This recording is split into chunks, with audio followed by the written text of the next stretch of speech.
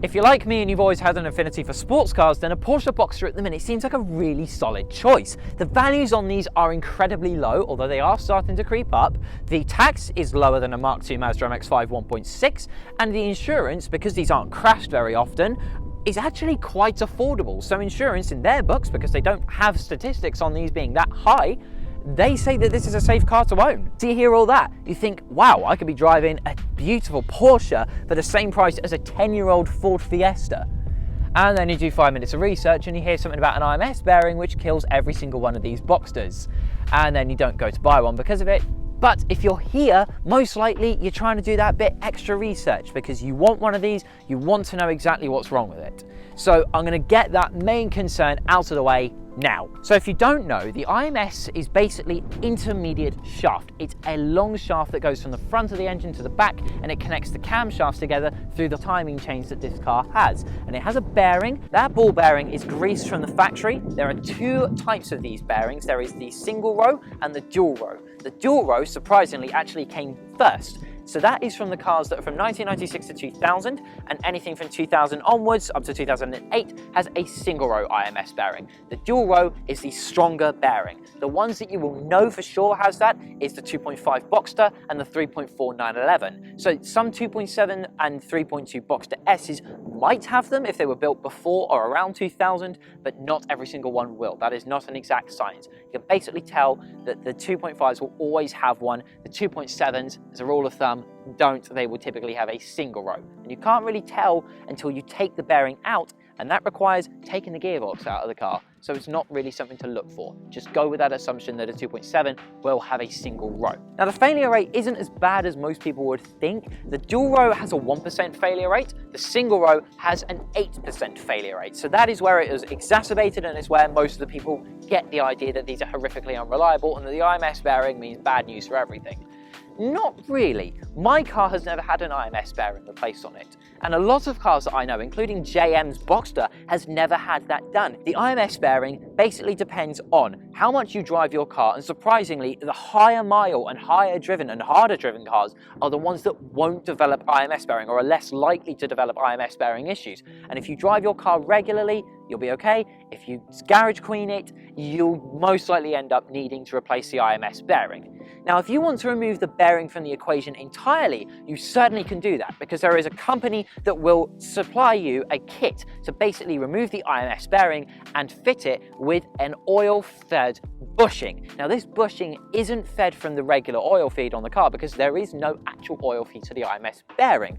It is instead a modification. It is a return line that you connect to the oil filter that you can then connect through the gearbox. You do have to do a little bit of cutting to make this work, but that oil-fed bushing is a lot more stronger than the IMS bearings on these cars, and that is the way that you can get this done completely. Now, if you don't want to do this because it is pretty pricey, there is only one real way to tell on the dual row that this is starting to go, and that is through gold glitter in your oil filter on the next service. If you have a single row, you're tough out of luck. Usually, the ball bearings will have shredded themselves and gotten to the engine, and the car will have also gotten out of time and completely disintegrated itself before you ever really knew that there was a problem. So, you're going to have three things that you need to do if you're going to replace this. You need to replace your IMS bearing if you're lucky. If you're unlucky, you need to rebuild your engine. And if you're the unluckiest and there is nothing to salvage, you need a brand new engine entirely. Now, this is obviously not cheap. And the bearing to replace, as I've said, you have to take the gearbox to get to it. It's not cheap at all to do. So keep that in mind. It's bad if it goes, but if you do drive your car and maintain it properly, it is nowhere near as bad as anyone makes it out to be. So let's get on to the actual things to know about a Porsche Boxster. A lot of people told me when I bought this car that I was going to get bore score and that my engine was going to kill itself. So yes, some Boxsters and some Caymans do develop bore scoring, and it's about 75% of the later 987s that do actually have bore scoring. So it's really, really bad on those cars, but on the 986, it's actually not too bad. Hartech, a Porsche specialist, has released a table that shows basically which ones to worry about the IMS and the bore scoring issues. So if you want to have a look, here it is. If we have a look in the boots, there's a couple of things to know in here. Now obviously, here's your dipstick, here's where you put your oil, here's where you put your coolant, and this is your coolant reservoir. Now your coolant reservoir is made out of plastic on the 986 Boxsters, and they are very well known for cracking and spilling the coolant out everywhere. This is very easy to catch because you'll notice that the boot is completely and utterly soaked, and it looks like mine has had it in the past.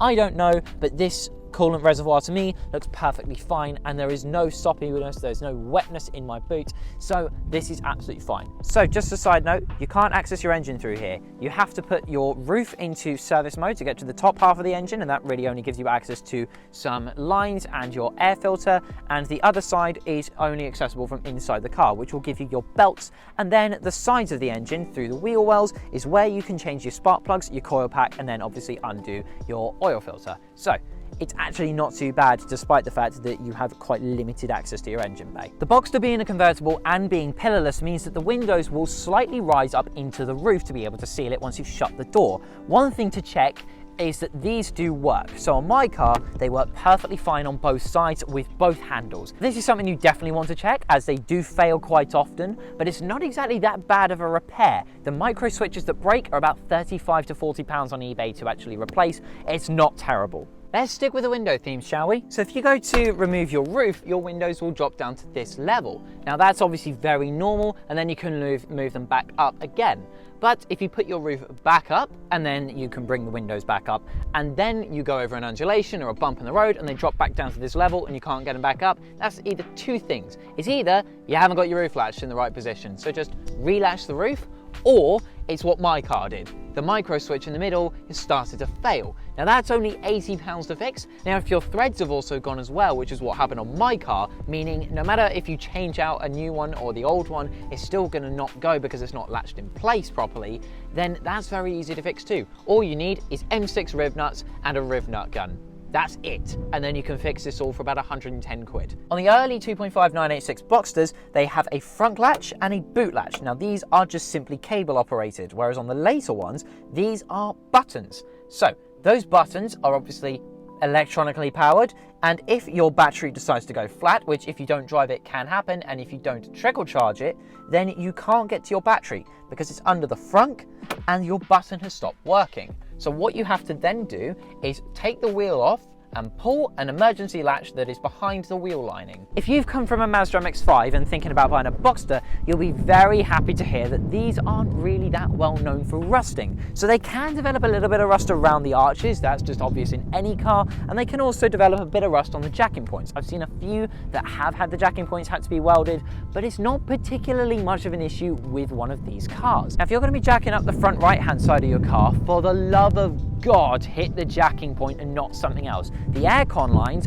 are very, very, very close to the jacking point on these, and it is very common for owners to jack it up in the wrong spot, crimp the aircon lines, and then crush them, destroy them, and lose their aircon capabilities. Now, my car didn't have aircon when I bought it, but it had the lines completely replaced and everything. I got very lucky, so all I had to do was a gas, and then my aircon worked perfectly. Now the headlights on these cars are very well known for going yellow and hazy, and it really feeds into the runny egg characteristic that these headlights have gotten. Now mine is starting to go ever so slightly on the top. If you catch it in time, you can redo this obviously with a headlight restoration kit. If you're gonna redo the lights, especially if they're xenon lights, which mine aren't, it is very, very, very expensive to find a good set of these. Even the regular ones are quite pricey on these cars. So do make sure that your lights aren't going hazy, or you can use that as a way to barter and just do it with a headlight restoration kit. If the convertible top doesn't work, it could be a few things. It could be the micro switch that I've already mentioned that's in the middle of the headliner. It could be that you haven't got your handbrake up or the handbrake sensor is not working. If you want to check that, pull your handbrake up and see if the light comes on the dashboard. If it doesn't, then your sensor's broken and your roof will not retract because it has to have the handbrake on in order to actually go back. Or it could be something more serious, being the motor or something like that. It's definitely something to think about there as well. Remember I showed my key working on the boot? And it still doesn't want to lock it. There you go. Sometimes it just works off the bat, sometimes it doesn't with my car. A lot of Boxsters, however, advertise where the key doesn't work, and it only works if you put it in the door and physically unlock it. Now, that's obviously not brilliant, and you'd think, battery. This has had its battery replaced and it's been doing the same thing ever since.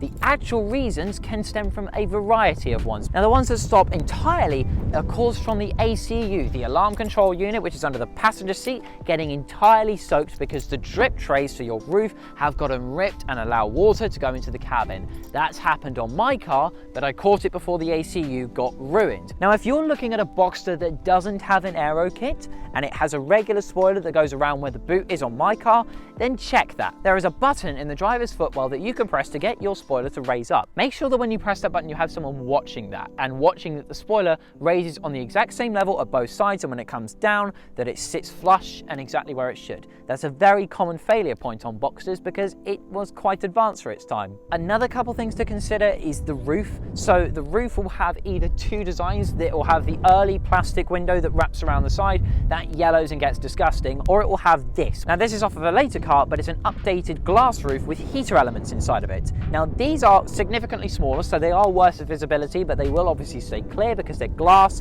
They can delaminate and come away in really extreme heat, which a few Boxster owners, when we had a heat wave over in the UK, noticed, and luckily I didn't have that go wrong. Another thing for noise to consider is the exhaust, because on the 986 and the 996, the mufflers do tend to shred and the internals can get chucked straight out the exhaust. They also do wear out very badly. Check that the exhaust is updated, or if it isn't, then you can budget for a nice stainless system. That's what I'm going to do on mine. So I've said a lot of things that might put some people off. I've said a lot of things that might quell some people's ideas on these cars, as the main issues aren't actually too serious or are quite cheap to fix. So if you're going to buy one of these, definitely look out for these things that I have told you about when you go and have a look at one. Have a look for one that's got decent, not low miles. Have a look at one that's got a lot of history, and have a look at one that's also got a lot of good use and good ownership from it.